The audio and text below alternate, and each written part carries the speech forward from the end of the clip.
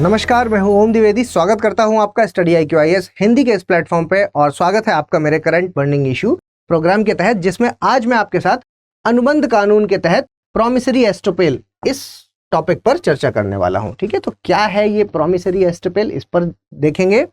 या फोटो में देख पा रहे होंगे, अग्निपथ स्कीम के साथ इसका कुछ लिंक है। इस स्कीम के तहत एक आर्ग्यूमेंट चल रहा था, जिसकी वजह से इसका जो डॉक्ट्रिन है, जो इसका सिद्धांत है, आपका प्रॉमिसरी एस्टोपेल वाला जो सिद्धांत है वो सामने आया है। तो क्या है पूरा प्रकरण, ये जानेंगे। इस स्कीम के बारे में थोड़ा सा जानेंगे और ये क्या चीज होती है, क्या है ये सिद्धांत, इसके बारे में पूरी चर्चा हम करेंगे। चलिए शुरू करते हैं अपना आज का वीडियो।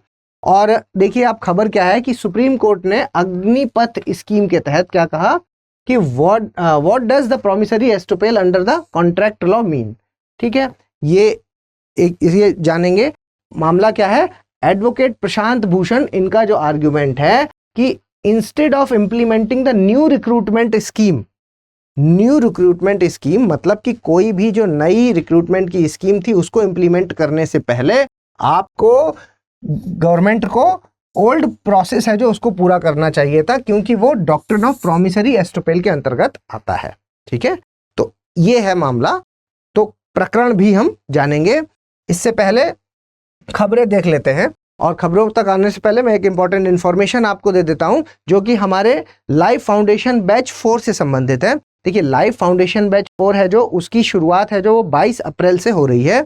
शाम के 6 बजे ये क्लासेस डेली बेसिस पर लगेंगी, और जो भी लोग इसमें एडमिशन लेना चाहते हैं तो ये एक सुनहरा मौका है, क्योंकि अभी इसमें आप अगर प्राइस तो वैसे 30,500 है, लेकिन अगर आप मेरा कोड ओम लाइव लगाएंगे तो प्राइस कितना हो जाएगा, 18,999। तो इस प्राइस पे ये एडमिशन एक बेस्ट एडमिशन है, जो कि आपकी पूरी लाइफ फाउंडेशन बैच, जिसमें आपका आंसर राइटिंग सेशंस, उसके अलावा आपके मंथन सेशंस, उसके अलावा आपके जो मेंटोर्स हैं, वो सब कुछ इसमें प्रोवाइड करा जाएगा A to Z। ठीक है, तो जो भी आपको और इन्फॉर्मेशन चाहिए तो सपोर्ट पे कॉल करके आप इन्फॉर्मेशन ले सकते हैं। चलिए शुरू करते हैं अपना आज का वीडियो। और खबरों में क्या है, खबरों की बात जो मैंने कहा, तो सुप्रीम कोर्ट ने अग्निपथ स्कीम से संबंधित याचिकाओं को खारिज कर दिया है। ठीक है, और इस दौरान अधिवक्ता प्रशांत भूषण ने प्रॉमिसरी एस्टोपेल के सिद्धांत का हवाला दिया। ठीक, वही जो मैंने अभी आपको बताया। ठीक है, देखिए अब पूरा प्रकरण समझ लेते हैं। पहले 3 चीजें हैं यहाँ पर। ठीक है, 3 क्या है, एक चीज है यहाँ पर प्रॉमिसरी एस्टोपेल का सिद्धांत, दूसरी चीज है कि ये प्रकरण क्या है, और तीसरी चीज है ये स्कीम, अग्निपथ स्कीम। ठीक है, तो सबसे पहले अगर मैं आपको अग्निपथ स्कीम के बारे में बताऊं, क्योंकि वहीं से इसका प्रकरण जुड़ा हुआ है, तो अग्निपथ स्कीम है जो, उसके तहत आपको पता है कि अग्निपथ स्कीम के तहत जो सैनिकों की भर्ती है, ठीक है, नॉन कमीशन्ड सैनिकों की भर्ती के लिए है। ये नॉन कमीशन्ड में जैसे ही बोलता हूं, ठीक है, सैनिकों की भर्ती। ठीक है, देखिए नॉन कमीशन्ड जैसे ही मैंने बोला तो मतलब नॉन ऑफिसर रैंक के जो सैनिक होते हैं उनकी बात कर रहा हूं, जिसके तहत मतलब इस स्कीम में जो भी अभ्यर्थी है 17.5 साल से 21 साल तक का कोई भी इसमें जा करके फॉर्म भर के एक इसके साथ जुड़ सकता है, जिसके तहत उसको सशस्त्र बलों में काम करने का मौका मिलेगा। ठीक, सिंपल सी ये बात आपको समझ में आई कि है किसके लिए, सैनिकों की भर्ती के लिए, वो भी नॉन कमीशन्ड। कमीशन्ड और नॉन कमीशन्ड में यही अंतर है कि कमीशन्ड होते हैं वो ऑफिसर रैंक के होते हैं, जिसके तहत आपको SSB वगैरह क्लियर करके फिर आप वहां पर जाते हैं, और नॉन कमीशन्ड है जो, वो इसके लिए जो आपकी नॉर्मल भर्ती होती थी, अब वो अग्निपथ स्कीम के तहत आ गया है। ठीक है, इसमें क्या है, इसमें 4 साल का है, 4 साल की सर्विस है ये। ठीक है, 4 साल की सर्विस है, लेकिन जैसे ही मैं 4 साल कह रहा हूं तो इस सबके लिए नहीं, मैक्सिमम के लिए 4 साल है, लेकिन जो टोटल जो लोग इसमें सेवारत रहेंगे, कार्यरत रहेंगे, वो उसमें से 25% लोग हैं जो यहाँ पर, जिनकी सर्विस को आगे बढ़ा दिया जाएगा, बचे हुओं को यहाँ पर रिटायर कर दिया जाएगा। ठीक है, तो 4 साल की मुख्यतः ये एक सर्विस है। ठीक है, सालाना इसमें इस स्कीम के तहत सालाना 45 से 50,000 लोग हैं जो उनको रिक्रूट किया जाएगा, उनको भर्ती किया जाएगा। इतनी चीजें आपको ध्यान में रखनी है। अगर मैं इसके लाभ की बात करता हूं तो लाभ में क्या है भाई, जैसे ही ये 4 साल बाद रिटायर होंगे तो एक मुश्त इनको एक धनराशि मिलेगी। कितने की, 11.71 लाख की धनराशि है जो वो इनको मिलेगी। और उसके अलावा इनका क्या है, 48 लाख का जीवन बीमा रहेगा 4 साल के लिए। अगर इस दौरान में कोई दुर्घटना होती है जिसमें इनकी मृत्यु होती है अगर, तो उस केस में 1 करोड़ रुपया और साथ में बची हुई सर्विस का जो सैलरी होगी वो इनको दी जाएगी। ठीक है, तो ये अगर मैं कुछ चुनौतियों की बात करता हूं, तो चुनौतियों की बात जैसे ही मैं करता हूं तो एक सबसे बड़ा जो चीज सामने आती है वो है कि जैसे ही ये रिटायर होंगे तो सबसे बड़ा इनके पास संकट क्या होगा कि दूसरी नौकरी को सर्च करना। ये एक बड़ा संकट इनके सामने आ जाएगा। इसके अलावा आप मतलब पेंशन का कोई लाभ नहीं है इनको, ये एक प्रॉब्लम है।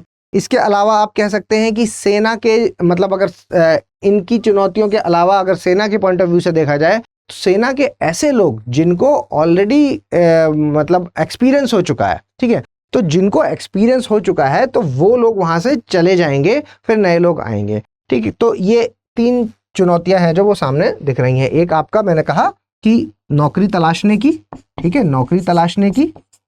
दूसरी क्या हुआ कि पेंशन नहीं है कोई, पेंशन।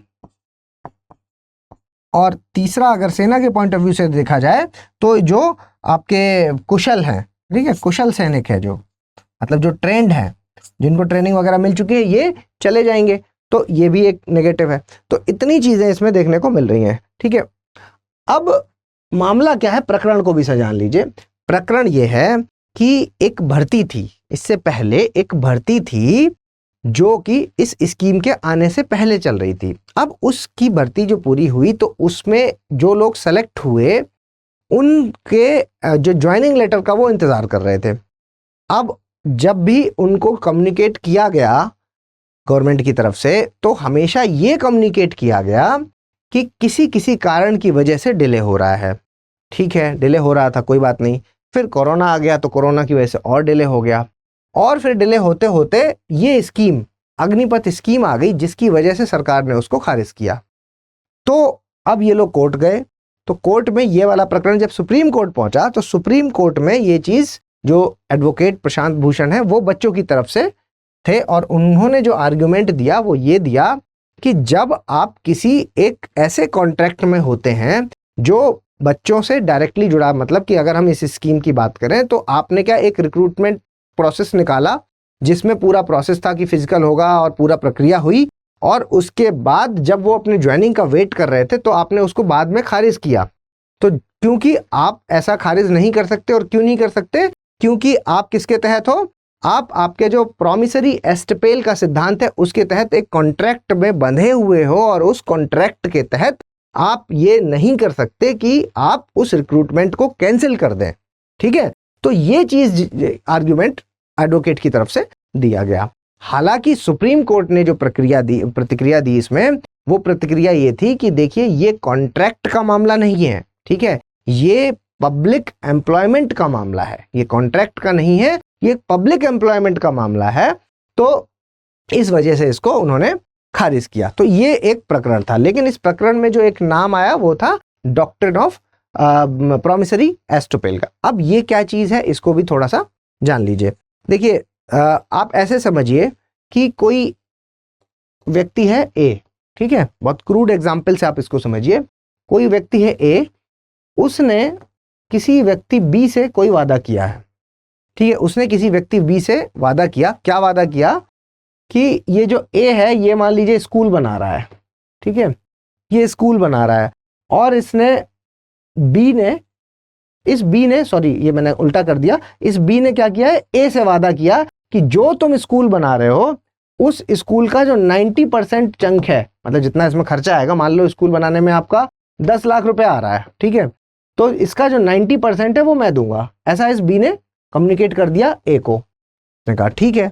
अब इस ए ने क्या कहा, ए ने क्या किया कि एक बिल्डर पकड़ा सी और उसको 1 लाख रुपए दे दिया, ठीक है, 1 लाख रुपए दे दिया। किस चीज के लिए दे दिया 1 लाख रुपया? 1 लाख रुपया दिया एडवांस के तौर पर कि तुमको ये स्कूल बनाना है, ठीक है। अब क्या हुआ कि ये वापस गया और इसने कहा कि 90% क्या वादा आपने किया था तो आप दीजिए। तो इसने कहा कि नहीं, अब मेरा मूड नहीं है, मैं नहीं दूंगा। ठीक, यहां क्या हुआ, ये तो एडवांस था, तो ए का हो गया लॉस, ठीक है, तो जब ऐसी कंडीशन होती है कि किसी व्यक्ति का किसी प्रॉमिस के कारण कुछ फाइनेंशियल लॉस हो जाए, है ना, किसी व्यक्ति ने कोई प्रॉमिस किया और उसने बाद में उस अपने प्रॉमिस से मुकर गया, जिस मुकरने के कारण क्या हुआ कि इस व्यक्ति का फाइनेंशियल लॉस हो गया, ठीक है, तो क्योंकि इसका फाइनेंशियल लॉस हुआ तो ये क्या है कि ये इसमें आ जाता है आपका प्रॉमिसरी एस्टोपेल का, यही है प्रकरण मामला, ठीक है। तो अब ये क्योंकि अंग्रेजों के ज़माने का बनाया हुआ लॉ है और इससे संबंधित जितनी भी चीज़ें हैं वो आपके जो है वो इंग्लैंड से ही जुड़े हुए कानूनों से क्लियर होती हैं, ठीक है। तो कुछ और एग्जाम्पल से हम चीज़ों को समझते हैं। जैसे कि एक केस था, एक आप केस ले लीजिए जो है आपका बाल्फर वर्सेस बाल्फर, ठीक है।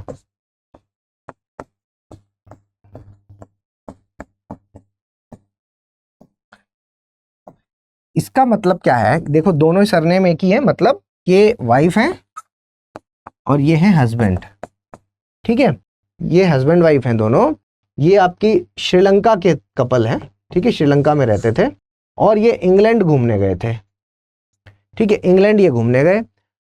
इनकी जो वाइफ हैं, इनके हस्बैंड को कुछ काम था लेकिन इनकी वाइफ की तबीयत खराब थी जिसकी वजह से कुछ लंबा इलाज चलना था, तो इन्होंने कहा कि ठीक है आप इंग्लैंड में रहिए, मैं हर महीने 30 पाउंड के आसपास आपको भेजता रहूँगा, 30 पाउंड है जो वो मैं भेजता रहूँगा, ठीक है। तो पहले तो ये चलता रहा, ठीक है, लेकिन कुछ समय बाद कुछ अनबन हो गई जिसकी वजह से ये श्रीलंका चली गए थे, तो इन्होंने ये पैसा देना बंद कर दिया। तो ये जो इनकी वाइफ थी ये कोर्ट चली गई कि आपके इंग्लैंड में जो ये लॉ है, ठीक है, इस लॉ के तहत ये कॉन्ट्रैक्ट है जो वो मेरे पति ने मेरे साथ खराब किया है, ठीक है, तोड़ दिया है। तो कोर्ट ने उस वक्त इनकी बात को खारिज किया और कहा कि जब इस तरह का कॉन्ट्रैक्ट होता है जिसके पीछे कुछ ऐसा इंटेंशन, मतलब यहाँ पर तो क्या मदद वाला इंटेंशन है ना, ठीक है, एक म्यूचुअल है कि ये तो बड़ा बातचीत वाली बात है, मतलब ये ऐसा हुआ कि मैंने अपने दोस्त को कहा कि शाम को खाना खाने चलूंगा और शाम को मेरा मूड चेंज हो गया है, किसी वजह से मैंने मना कर दिया, तो ये कोई कॉन्ट्रैक्ट थोड़ी हो गया हमारे बीच में, तो बड़ा इनफॉर्मल सी बात है, ठीक है। तो इन्होंने एक इंटेंशन की बात जो है वो इंटेंशन वाली बात है जो वो कोर्ट ने यहाँ पर कही कि क्योंकि यहाँ पर जो इंटेंशन है वो एकदम अलग है, यहाँ कॉन्ट्रैक्ट वाला इंटेंशन है ही नहीं, ठीक है, तो जिसकी वजह से ये अप्लाई नहीं होता, आपका जो प्रॉमिसरी एस्टपेल का जो मामला है वो यहाँ पर अप्लाई नहीं होता, ठीक है। दूसरा एक और केस आप लीजिए, ठीक है, दूसरा केस क्या है, दूसरा केस है जो वो है आपका लालमन शुक्ला वर्सेस गौरी दत्त का केस। क्या है, लालमन शुक्ला गौरी दत्त। इसको एक एग्जाम्पल से समझिए, क्या है कि ये लालमन शुक्ला हैं जो गौरी दत्त के नौकर हुआ करते थे, सर्वेंट, ठीक है, सर्वेंट थे, और इन्होंने क्या किया, गौरी दत्त का जो एक भतीजा था, ठीक है, वो कहीं चला गया था नाराज होकर के, तो इन्होंने इनको लालमन शुक्ला को कहा कि एक काम करिए आप इनको ढूंढ के लाइए, और लालमन शुक्ला चले गए ढूंढने के लिए अपने इनके नेफ्यू को, और जब ये चले गए तो इन्होंने क्या किया कि एक धनराशि 501 की, इन्होंने 501 रुपए की धनराशि की, भाई जो भी इसको ढूंढ के लाएगा उसको हम ये इनाम देंगे। अब ये ढूंढ के ले आए, फिर इन्होंने जब ये ले आए तो फिर वहाँ के लोगों ने बताया कि भाई इन्होंने तो एक धनराशि की बात कही है, तो इन्होंने इनसे डिमांड करी कि धनराशि दीजिए, तो इन्होंने मना कर दिया, ठीक है। इनका आर्ग्यूमेंट ये था कि आपने तो अपनी ड्यूटी के तहत ये काम किया है, और क्योंकि ये तो आपको पता भी नहीं था कि ये आपके जाने के बाद का प्रकरण है। तो जब ये कोर्ट में गए तो कोर्ट ने जो यही बात कही उनको कि इंटेंशन के साथ साथ प्रॉपर कम्युनिकेशन, ठीक है, प्रॉपर कम्युनिकेशन वाली बात कोर्ट ने इनको कही। क्या कहा कि कम्युनिकेशन भी प्रॉपर होना इंपॉर्टेंट है, मतलब कहने का कि आप ऐसे समझ लो कि मैं और आप खड़े हैं और मैंने कहा कि इस बोर्ड से लेकर के इस कैमरे तक ये जो मान लीजिए कि 100 मीटर का डिस्टेंस है, और इस 100 मीटर के डिस्टेंस को कोई आदमी अगर 10 सेकंड में पार कर देगा तो मैं उसको 10,000 रुपये दूंगा। ये मेरे और आपके बीच में बात हो रही थी, इस तरह से मैंने ये बात कही, ठीक है।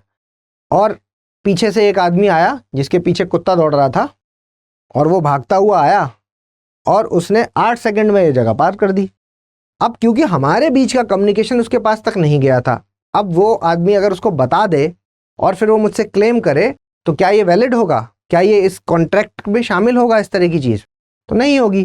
ठीक है, तो वहां पर ये वही वाला मामला है जिसमें कि कोर्ट ने ये बात कही कि आप ये प्रॉपर कम्युनिकेशन का होना भी एक इंपॉर्टेंट रोल इसमें प्ले करता है। ठीक है, उसके बाद तीसरा एक और मामला आप लीजिए। तीसरा एक एग्जाम्पल है जिसमें है आपका carpal versus carbolic smoke ball का मामला। ठीक है, किसका? Carlill versus carbolic smoke ball.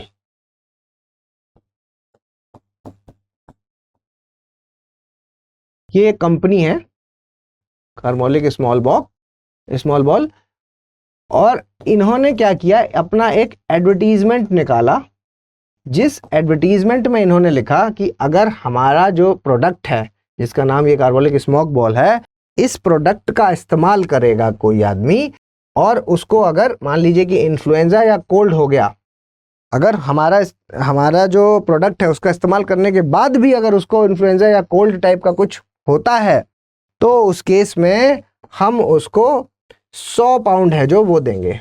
ठीक है, और इसके लिए एक और लाइन उन्होंने जोड़ दी कि हम इस बात पे इतने सीरियस हैं कि हम ऑलरेडी 1000 पाउंड है जो वो फला फला बैंक में जमा भी करा चुके हैं। ठीक है, तो ये इन्होंने इसको फॉलो किया और इनको हो गया इन्फ्लुएंजा, तो ये पहुंचे कोर्ट में कि लाइए। तो कंपनी ने क्या आर्गुमेंट दिया? कंपनी ने जो आर्गुमेंट दिया कि नहीं, ये एक सिर्फ एडवर्टीजमेंट था जो एक लोगों को आकर्षित करने के लिए बनाया गया था, इसमें कोई मतलब ऐसा नहीं था कि हमने आपके साथ कोई ऐसा एग्रीमेंट किया हुआ है, तो ये उसमें नहीं आएगा।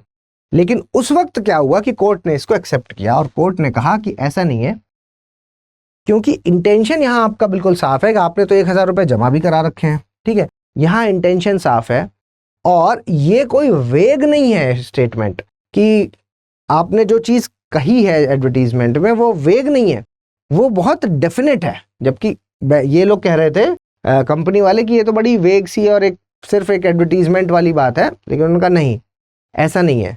यहाँ मामला है जो ये आप ऐसे कॉन्टेक्स्ट में नहीं तोड़ सकते जब चीजें प्रॉपर कम्युनिकेट की गई हैं। और अब आप एक एक करके बुला नहीं सकते, आपने तो क्या पब्लिकली अगर चीज को अनाउंस किया है और वो इंटेंशन उसके पीछे का और इनडायरेक्ट और डायरेक्ट मीनिंग है जो वो साफ साफ समझ में आ रहे हैं। ठीक है, तो उस केस में ये जो आपका प्रॉमिसरी एस्टोपेल का मामला है वो सिद्धांत है जो वो एक्टिवेट हो जाता है और आप इसमें इस सिद्धांत के तहत आप मतलब इसको क्या अलाउ किया इसने कोर्ट ने। ठीक है, तो अब मेरे ख्याल से आप ये पूरा प्रकरण है जो ये चीज समझ गए होंगे, ये बात आप समझ रहे होंगे कि इन सारे टर्म्स का मतलब क्या है। अग्निवीर स्कीम के बारे में भी आपने जो अग्निपथ स्कीम है इसके बारे में भी देख लिया, और ये जो आपका प्रॉमिसरी एस्टोपेल है वो क्या होता है वो भी आप समझ गए। चलिए अब देखते हैं अपना वीडियो। देखिए वही वाली बात जो मैंने आपसे कहा कि सुप्रीम कोर्ट ने दिल्ली उच्च न्यायालय के फैसले को चुनौती देने वाली जो याचिकाओं उनको खारिज कर दिया है, जिसमें सशस्त्र बलों की भर्ती के लिए अग्निपथ योजना को बरकरार रखा गया था। ठीक है, और कुछ याचिकाकर्ताओं ने वे उम्मीदवार भी शामिल थे जिन्हें सेना और वायुसेना, मतलब जो मैंने आपको अभी बताया कि जो पहले से जो चल रहा था जिसमें उनका सिलेक्शन हो गया था, पहले से जो रिक्रूटमेंट चल रहा था उसमें उनका सिलेक्शन हो गया था, लेकिन उनको ज्वाइनिंग लेटर नहीं मिला था, उसको खारिज कर दिया था। तो वो वाला है जो वो उन्होंने शॉर्टलिस्ट होने के बाद भी उसको खारिज कर दिया था और उसको अभी भी वैसा ही बरकरार रखा है। ठीक है, कुछ उम्मीदवारों की ओर से पेश किए अधिवक्ता जो प्रशांत भूषण ने इनकी जो कार्रवाई इनका केस लिया और फिर जो तर्क है वो उन्होंने यही वाला दिया, प्रॉमिसरी एस्टोपेल वाला। ठीक है, कि इसके तहत आप इस जो एक बॉन्ड है उसमें आप बंधे हुए हैं और उस बॉन्ड को आप नहीं तोड़ सकते। ठीक है, आगे देखते हैं।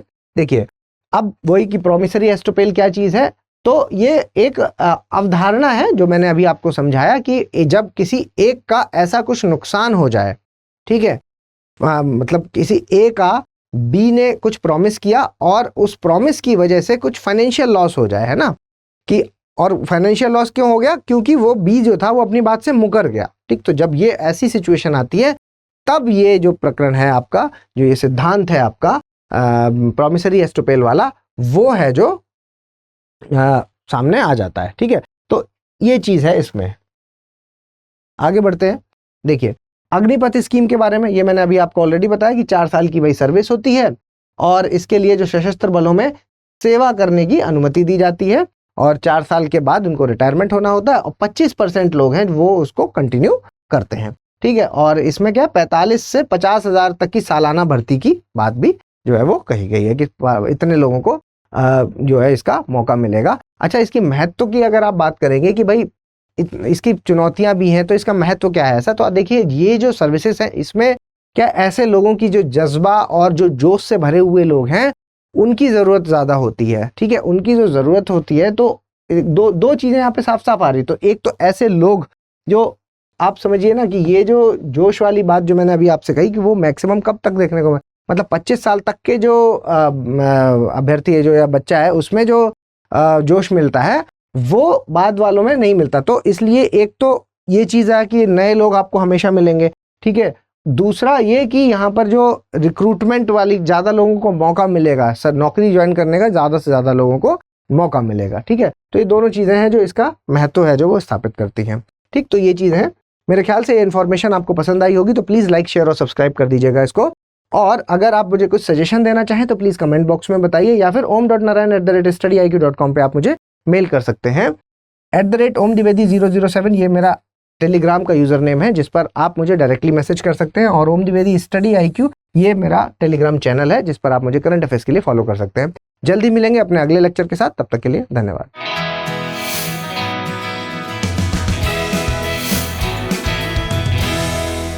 हिंदी में UPSC की तैयारी से संबंधित प्रोग्राम्स को देखने के लिए सब्सक्राइब करें स्टडी IQ IAS हिंदी।